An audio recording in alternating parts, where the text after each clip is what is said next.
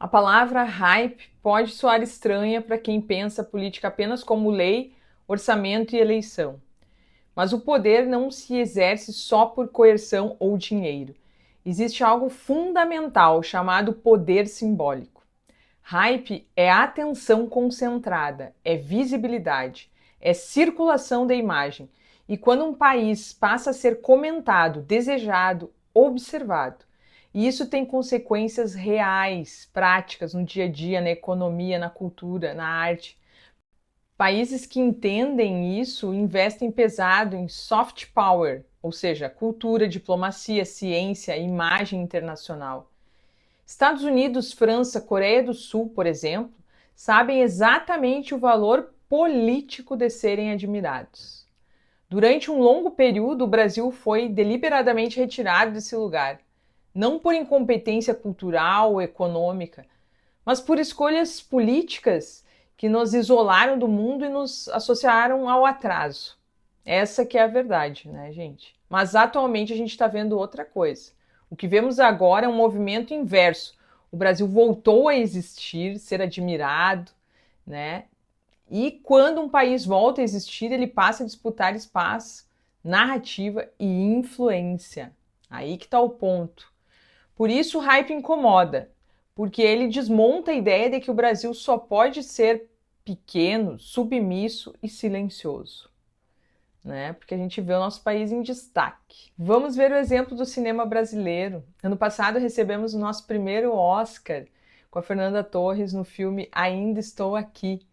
E este ano, novamente, um filme brasileiro está cotado para receber vários prêmios, inclusive o Globo de Ouro 2026, que é o filme O Agente Secreto, no qual o Wagner Moura atua de forma brilhante. E se a gente for pensar, o Brasil está influenciando em vários segmentos na moda, com o Brasil Core, né? As cores do Brasil, o jeito brasileiro, a moda da periferia chegando em outros países, né?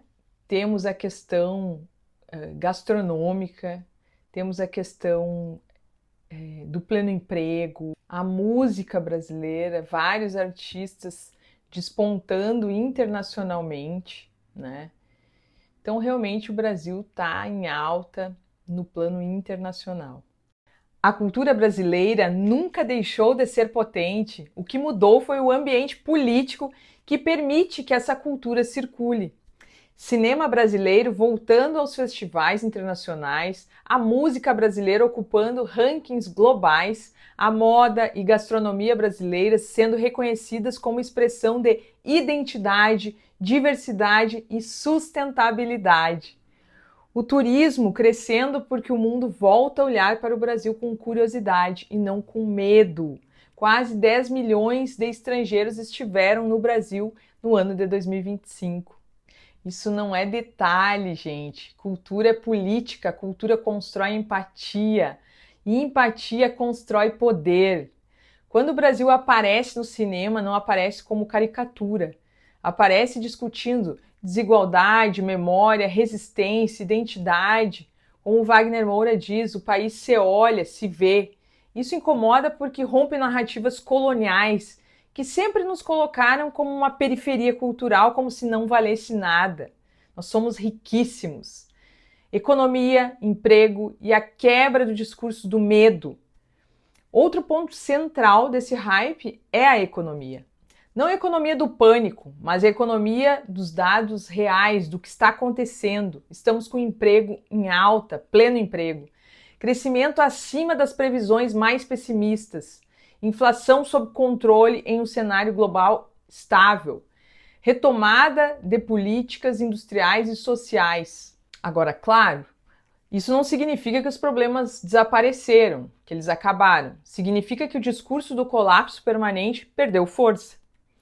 E isso é profundamente político, porque o neoliberalismo, ele precisa da ideia de que o país está sempre à beira do abismo, para justificar cortes, retiradas de direitos e concentração de rendas numa minoria da população. Aliás, esta semana eu li um texto de Humberto Eco, de 2016, onde ele fala sobre o eterno fascismo, e ele fala justamente que esse eterno fascismo, ele surfa na onda do conflito permanente. Então ele está sempre, não pode haver uma serenidade, uma tranquilidade, tem que estar sempre havendo uma briga. E é por isso que a gente vê de um tempo para cá o Brasil numa eterna disputa, né? E a gente precisa quebrar isso. E aí, minha gente, é impossível ignorar o papel do governo federal nesse reposicionamento. O Brasil voltou a falar com o mundo, voltou a sentar à mesa, voltou a ser mediador e não pária. Diplomacia ativa, discurso ambiental coerente, defesa pública da democracia. Isso constrói imagem, e imagem na política internacional é ativo estratégico. A extrema-direita sabe disso, por isso tenta ridicularizar qualquer reconhecimento internacional. Porque admitir esse momento é admitir que o projeto autoritário falhou. Se essa leitura está fazendo sentido para você, curta esse vídeo agora, deixa um joinha aí pra gente, dá aquela força, porque isso ajuda muito o canal a continuar produzindo análise política séria. E aproveita para comentar, deixa aí nos comentários, você acha que o Brasil realmente mudou de posição no mundo ou ainda estamos disputando esse lugar? Qual a sua opinião?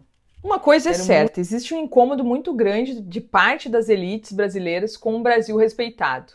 Isso não é psicológico apenas, é estrutural.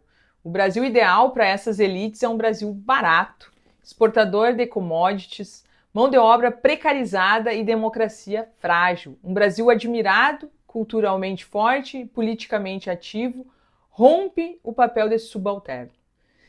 Por isso o deboche, o cinismo e a tentativa constante de diminuir qualquer avanço. É um velho complexo colonial travestido de realismo econômico. Alguns chamam de síndrome de vira-lata, né? O hype não dura para sempre. Ele precisa ser sustentado por projeto político. Precisamos estar atentos a isso. Política pública e organização social são fundamentais. Os desafios seguem enormes: desigualdade, extrema-direita organizada, disputas institucionais, limites econômicos. O hype é uma janela, não uma garantia. A pergunta central é: quem vai conduzir esse momento? Dizer que o Brasil está no hype é reconhecer que o país voltou a ser disputado simbolicamente. E toda a disputa simbólica é uma disputa de poder. Precisamos entender esse momento com maturidade, sem ufanismo vazio, mas também sem sabotagem permanente, porque invisibilidade nunca foi estratégia de transformação. Se essa análise te ajudou a enxergar um Brasil para além da manchete, curta esse vídeo, compartilhe com outras pessoas que precisam fazer essa leitura política.